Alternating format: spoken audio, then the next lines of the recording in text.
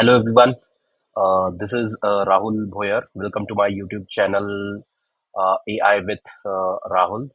So today's topic that we gonna discuss in our Python basic series is keywords in Python. So anybody who wants to really understand Python language must understand what are the keywords in Python. So just like in English language, certain words that we are not, we cannot really change. They have certain definite meaning.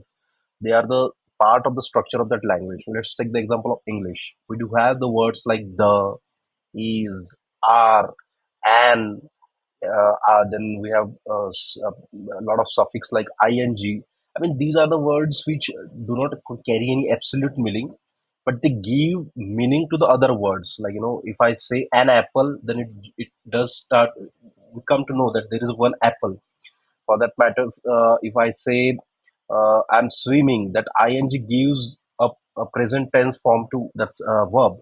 So basically, if these words, they are, we are using these words to support to the other words. They give meaning to the other words. In the same way, in case of Python, we have certain keywords. We have to know those keywords just for the sake of, as a part of understanding the syntax of a language. I'm not going to make this thing complicated right now. Just try to understand that these are certain words which you cannot use as a variable. We have to use them as as a part of syntax. As I told you, they have a little significance. You can see over here that they have certain reserved meaning with them. We cannot use them as an identifier or variable. They have readability and consistency, like across all the Python language. They will have the same meaning, and they have certain defining operations as well. So we have to use them in the same way. At the same time, they have functional significance because they are. We have to use them in a certain context. Because let's take the word class. We use this word to define a class, and there is a word called def to use the to we have to use this keyword to initiate the function. And then there are a lot of keywords like integer, then float, and integer, float, certain beta types that we have to define. So this all these words basically prevent the ambiguity. They keep the code consistent, and keep the standardized meaning all across the Python code. So how do we get all of these keywords? Actually, there is a module called import in Python. So please try to understand. We're gonna learn how to import those modules, how we're gonna use those modules and libraries in the later part of the course. But right now, just to understand what are those keywords, there is a keyword library that we have to import. Import is also one of the keyword which is we're gonna use to import the third party or external libraries. So I'm gonna store all those keywords into this variable called list, and we'll print this. Select the kernel.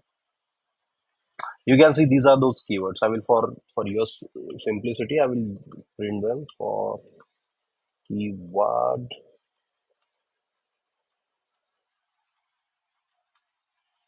in keyword list.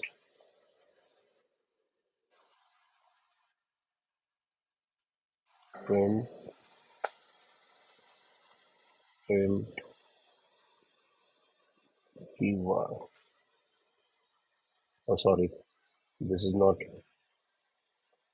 I think I might have to print this in a code cell. This was a markdown cell. You can see these are those keywords which includes false, none, true, and, as, assert, async, await, break, class, continue, def, del, elif, else, except, finally, for, from, global if, import in as lambda, trap, while, with, yield. If I try to check the length of this keyword, how many words are there? Sorry, keyword list.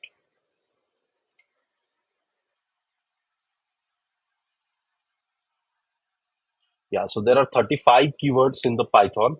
Please try to understand that we are gonna use all of these keywords. So please, at the moment, just keep in your head that there are certain keywords in Python which are the part of the syntax and which you must know so that we can actually proceed ahead.